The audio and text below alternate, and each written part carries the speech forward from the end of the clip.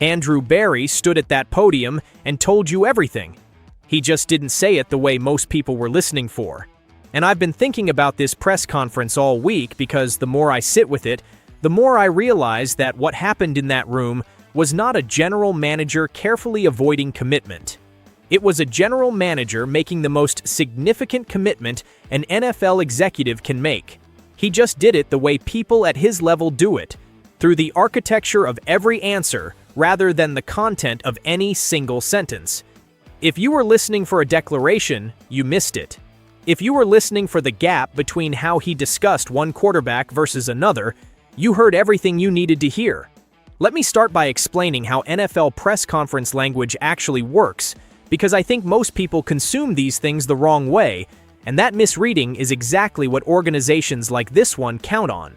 The content of any given answer, the specific claims, the surface-level optimism, that's the layer designed for headlines.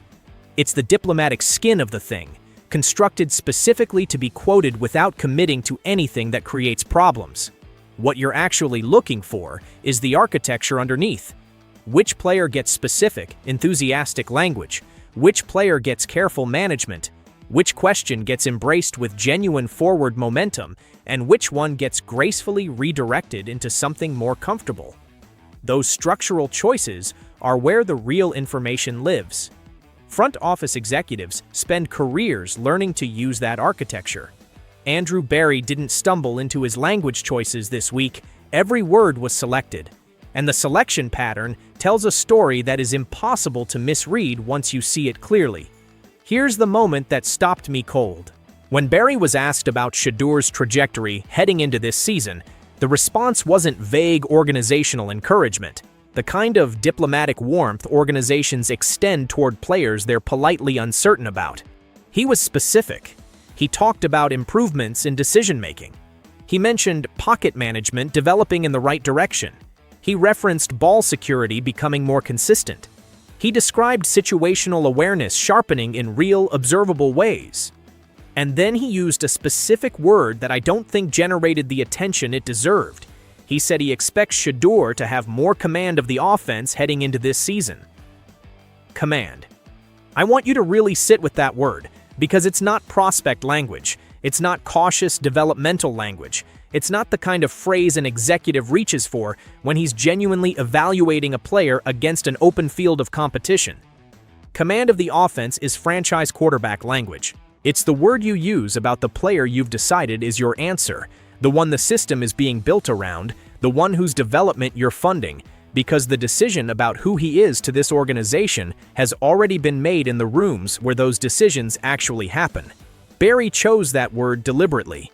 He is too experienced, too precise in his professional communication to deploy language like that without understanding exactly what it conveys to anyone paying serious attention. Now I need to take you to what happened when the Watson question arrived, because this is the second piece of the picture, and it's just as revealing as the first. A reporter handed Barry the gentlest possible opening to acknowledge Watson's experience as a genuine competitive advantage. The framing was almost a courtesy. Of course, a quarterback with Pro Bowl appearances and years of NFL starting experience brings something to a competition that a second-year player can't simply replicate through raw talent. The polite, nobody-gets-hurt version of that answer was right there on the table. Barry refused to pick it up.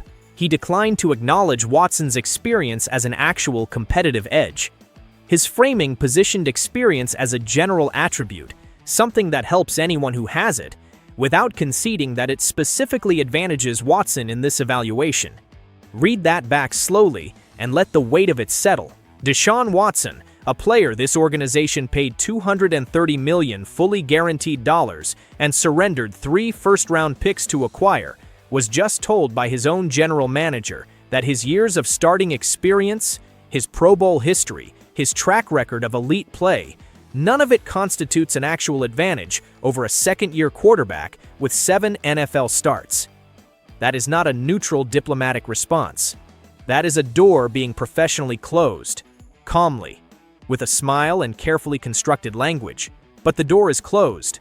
The contrast between how Barry discussed Shedeur and how he discussed Watson is not a subtle analytical distinction that requires advanced reading of institutional language to detect. It's a Grand Canyon. One quarterback received specific, forward-looking, enthusiastic language about command and development and growth and organizational investment. The other received polite acknowledgement that his professional history exists. Those are not equivalent treatments of two players in a genuinely open competition. They are the public-facing signal of an internal decision that has already been finalized, communicated through the precise architectural choices of an executive who knows exactly what he's doing with every sentence. Let me address the Watson financial reality directly, because I think it deserves honesty, rather than the softened version that tries to protect everyone's feelings simultaneously. The cap hit, sitting on Cleveland's books for Watson, is $44.9 million in what is effectively the final functional year of the most expensive, fully guaranteed contract in professional football history. The Browns cannot release him without absorbing dead money consequences that would damage the very offensive infrastructure they're trying to build around their future.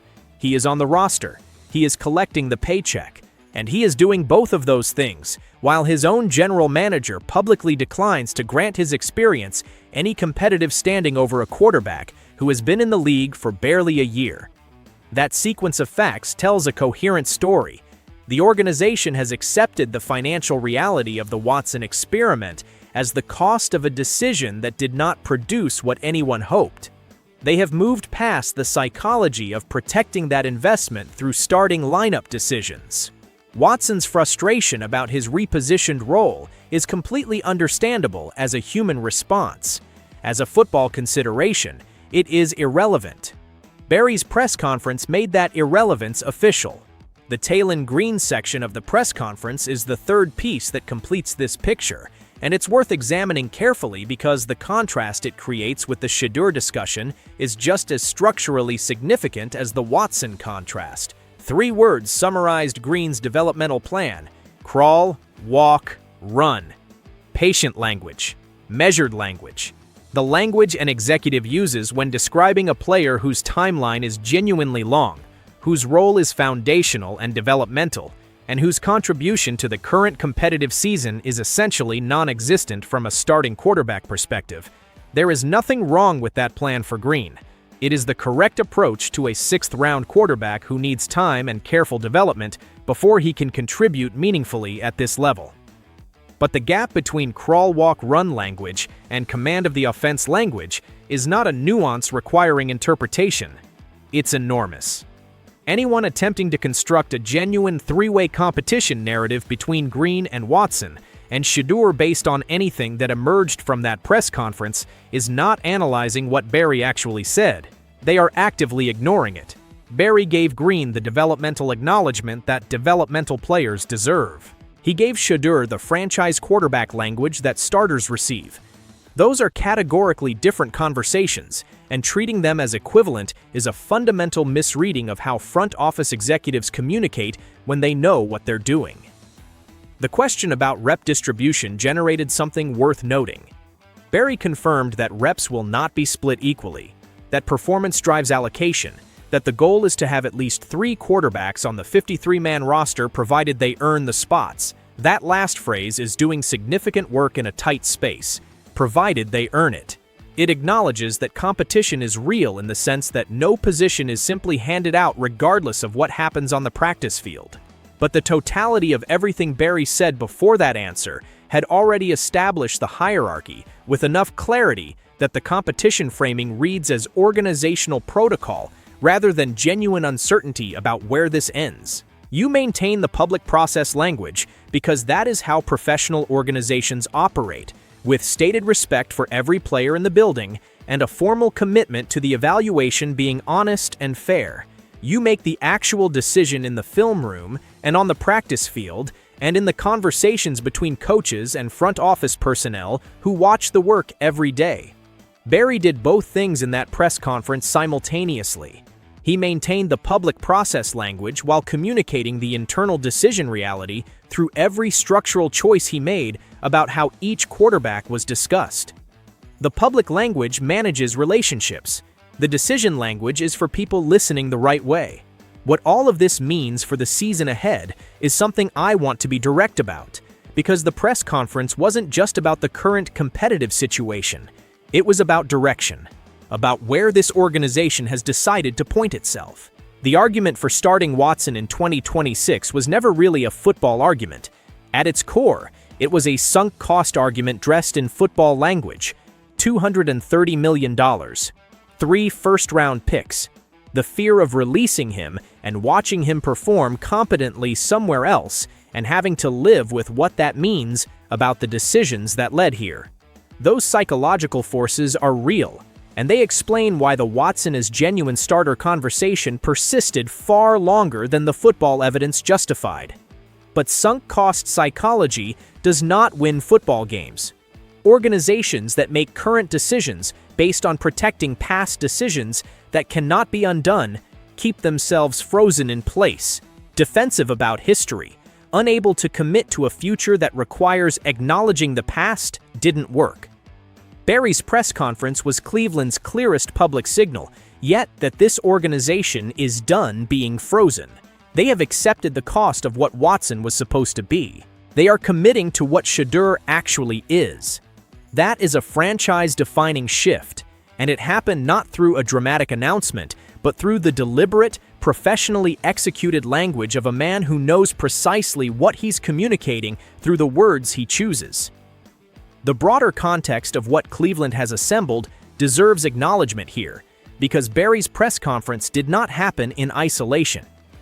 It is one signal within a coherent organizational story that has been building piece by piece across this entire offseason. Spencer Fano, at 9th overall, a first-round offensive tackle selected specifically to protect a quarterback the organization has decided is worth that level of investment. Casey Conception and Denzel Boston in the receiving corps, weapons selected to complement the specific processing style and timing-based accuracy of a particular kind of passer. A defense that finished in the league's top 5 last season and hasn't meaningfully deteriorated. A head coach in Todd Monken who had zero involvement in the Watson acquisition and therefore carries zero emotional stake in justifying that decision through the starting lineup. And now, a general manager standing at a podium using the word command while declining to give the $44.9 million veteran a single acknowledged competitive edge in the discussion. Every piece of this picture was constructed with the same architectural intent. Every decision flows toward the same conclusion. I want to make sure the full significance of Barry's word choices registers before we move past it. Because this is the kind of thing that seems like an analytical footnote, but actually matters enormously. When an NFL general manager uses the word command to describe a second-year quarterback's relationship with an offense, he is not using it casually. He is using the single most loaded piece of quarterback vocabulary in the professional vocabulary, the word that means the system lives inside him, that the concepts are internalized rather than referenced, that the quarterback has crossed the line from executing plays to running an offense. Coaches and front office executives reserve that word for players they're invested in, players they've decided are their answer, players for whom the development of command is the goal, because those players are going to be using that command in real games that matter. You don't use that word about a player you're still evaluating against an open field. You use it about your quarterback. The announcement is coming. The official designation, the formal depth chart confirmation, the press conference where someone stands at a podium and says the thing directly rather than implying it through architectural choices, all of that is coming.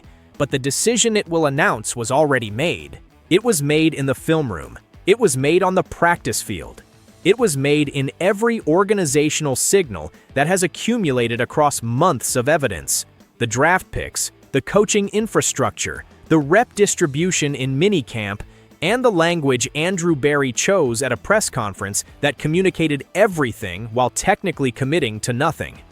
The announcement is a formality. The decision is real and settled, and has been for some time. What Barry did this week was simply let people who were listening the right way hear it. Shedeur Sanders is the starting quarterback of the Cleveland Browns. Cleveland just told you, Most people just weren't listening at the frequency where that kind of statement gets made.